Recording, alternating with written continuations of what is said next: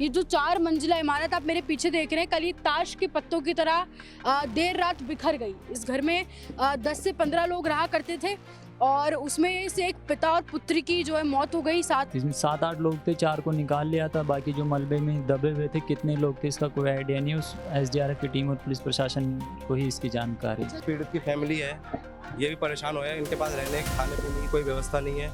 Uncle जी से ठीक है ना, जो मकान मालिक है बार बार बोलते थे हम अंकल जी ठीक करवा दो, देखो हम खाना बना रहे हैं, खाते खाते वो गिर जाता था ऊपर से पूरा एकदम। पहले भी गिरा है। हम बाद में SDRF की टीम आने के बाद में भी छत गिरी है, काफ़ी सामान गिरा और अभी भी ये गिरेगा, जर्जर हो रही है। जयपुर में आसमान से आफत की बारिश बरसना शुरू हो चुका है।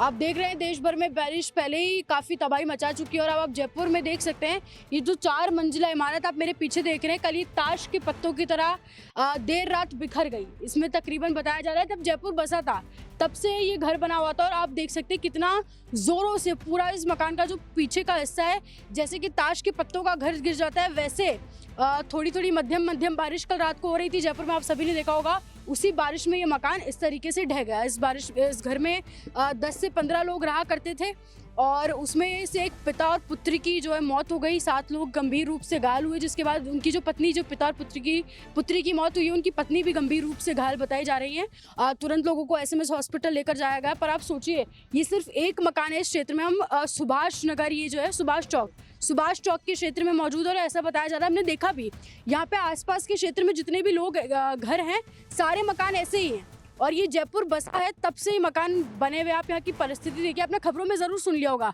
कि ये मकान ढह गया, 2 लोगों की मौत हो गई।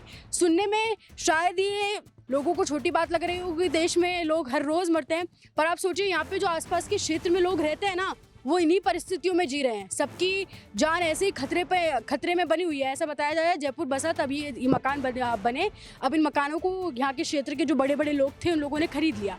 अब ये मकान किराए पे दिए हुए हैं। 1-2 हज़ार रुपये में बहुत कम किराया होता है, तो गरीब इंसान है, कम किराए में घर मिला तो लोग यहाँ पर आकर रहने लग गए। तो इस मकान में जितने भी लोग रहते थे सब किराए से रहते थे, जिसमें पिता और पुत्री की मौत हो गई इस मकान के ढहने से। आप इसकी परिस्थिति देखिए, कैसे एक झटके में ये मकान पूरा गिर गया होगा।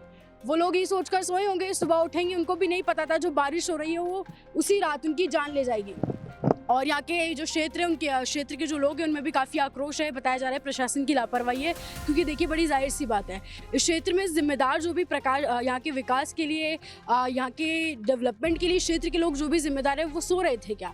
क्योंकि ऐसा बताया जा रहा है यहाँ के क्षेत्र के सभी मकान, सभी घर ऐसे, और हमने देखा जिस घर पे खड़े होकर अभी हम कर रहे हैं, नीचे हमको पता है लोगों ने क्या बताया कि इस छत की कैपेसिटी इतनी है कि इसमें सिर्फ 2 ही जने एक बार में खड़े हो सकते हैं। इसलिए बारी बारी जितने भी पत्रकार आ रहे हैं बारी बारी यहाँ पे रिपोर्टिंग कर जा रहे हैं। 2 से ज़्यादा लोग तो इस छत पे भी खड़े नहीं हो सकते हैं। हम बड़ी मुश्किलों से ऊपर पहुंचे। तो इस क्षेत्र की सारी जितने भी घर है सबकी परिस्थिति ऐसी और सभी लोग ऐसी ही परिस्थितियों में जी रहे हैं कि ये वो रास्ता है जिससे अभी हम ऊपर जाकर आपको वो छत की स्थिति दिखा रहे थे। अब आप सोचिए ये घर जिसके जरिए हम वहाँ पहुंचे, ये घर खुद इतनी ज्यादा जर्जर स्थिति में, और लोग तो ये कह रहे हैं कि पता नहीं वो कैसे पहले गिर गया, ये पहले गिरना चाहिए था, ये इतनी ज्यादा कमजोर स्थिति में था। आप गेट देखिए ये, और आपको पता है इनकी स्थिति ऐसी क्यों है? क्योंकि ये घर सस्ते पैसों में लोगों ने खरीद लिया, बड़े बड़े लोगों ने, और वो साहब जी आते हैं और किराया लेकर चले जाते हैं, और यहाँ पे जो गरीब परिवार रहते हैं उन सबकी जान इसी तरह से खतरे में बनी हुई है। आप परिस्थिति देखिए इस घर की, और ये तो सिर्फ सीढ़ियों की हालत है। अगर आप पूरा ऊपर से देखेंगे तो ये पूरा मकान जर्जर स्थिति में, और ये कभी भी टूट सकता है, कभी भी ढह सकता है। लोगों तो बाहर ऐसा भी कह रहे हैं कि पहले हो सकता था यही गिर जाता है, ये इतनी ज्यादा कमजोर स्थिति में था। आंटी जी कितने सालों से रहते हो आप यहाँ पे? है आप कितने सालों से रहते हो? बेटा मेरे को तो 55 साल हो गई। 55 साल हो गए? हाँ, मेरी शादियों की आई हूँ जब से, मैं घर ही हमारा है। अच्छा, आपका ये क्या? हाँ, अच्छा, तो मरम्मत वगैरह पार्टनरशिप है बेटा, मैं अकेली कहाँ कर रहा हूँ, फिर भी मैं करा रही हूँ। ये गली कराई 17 में 4 लाख रुपया लगा करके ठेठ तक मैंने कराई।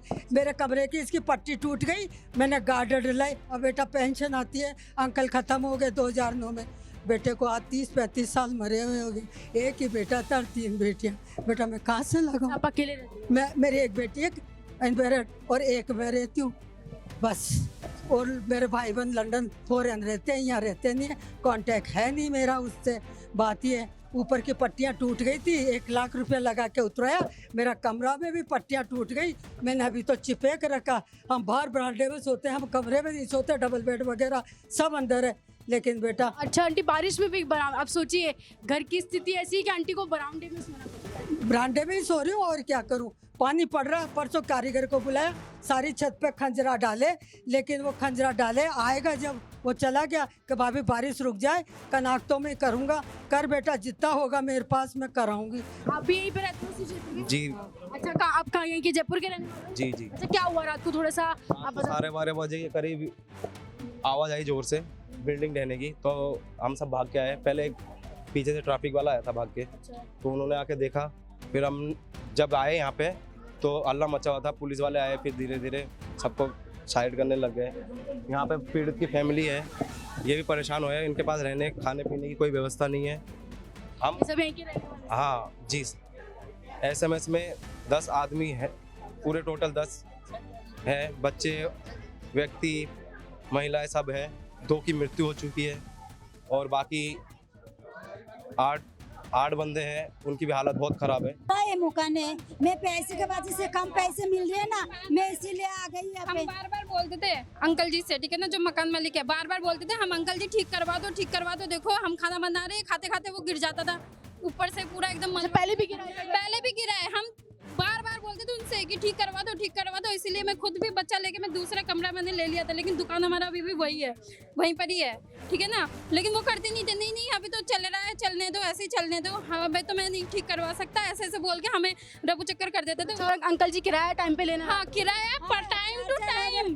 अगर 1 तारीख को किराया होता था ना, 2 तारीख नहीं करने देते थे वो। जल्दी से किराया दे दो, किराया दे दो करते रहते थे वो। और अगर अच्छा, आज अंकल जी आए सुबह से? नहीं, वो पुलिस ले गई रात को पुलिस में पकड़ के ले गई।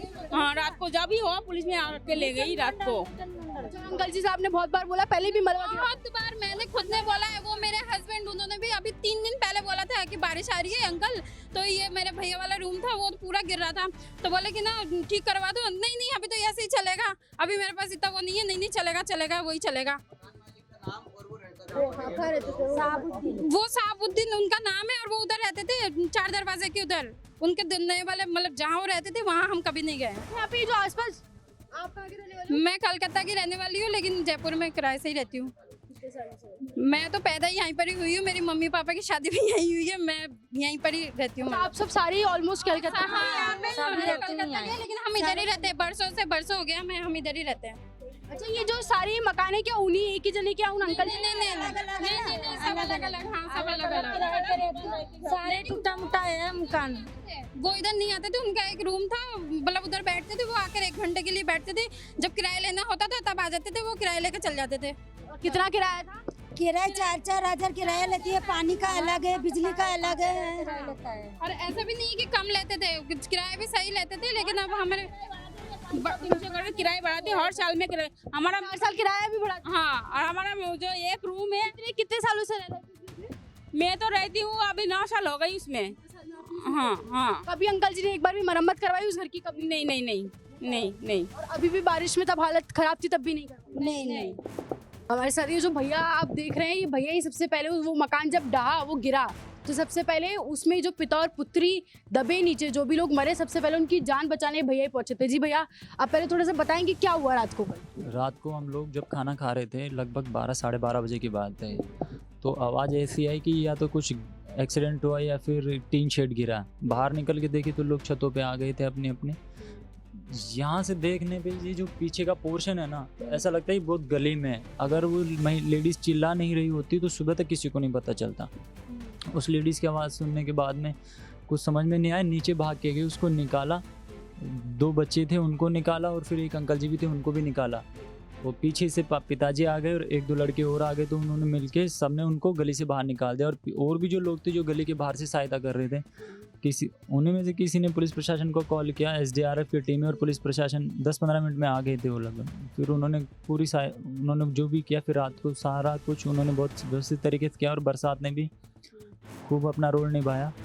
बाद में SDRF की टीम आने के बाद में भी छत गिरी है, काफ़ी सामान गिरा और अभी भी ये गिरेगा, जर्जर हो रही है। इसमें 7-8 लोग थे, 4 को निकाल लिया था, बाकी जो मलबे में दबे हुए थे कितने लोग थे इसका कोई आइडिया नहीं है। उस एसडीआरएफ की टीम और पुलिस प्रशासन को ही इसकी जानकारी। अच्छा, आपकी भी पैर में चोट आ गई? चोट लगी, रात को मैं गया था, उनको पट्टियाँ वगैरह हटाई, मलबा हटाते टाइम पे, जो बच्चे को निकाला उठाते टाइम पे अंधेरे के में, तभी चोट लगी है, ज़्यादा नहीं है। सूजन आ रखी, थोड़ी सी चोट गलत जगह पैर लग गया इसकी वजह से। अच्छा, वो जो बच्ची गई उस बच्ची को भी आपने देखा होगा यहाँ पे खेलती होगी और घूमती होगी? वो छत पे 1-2 बार देखा था, ज़्यादा टाइम नहीं मिलता है यहाँ पे आने का, घर पे 1-2 बार ही देखा था। जब रात को जिस लेडीज़ को देखते थे, जो दिखती थी लेडीज़ काम करती, वो तो अभी तक भी नहीं दिखी है, उसका क्या है क्या नहीं। सब लोग बड़े सदमे में। अब आप सोचिए, ये सब बता रहे हैं वो अंकल जी का नाम क्या था?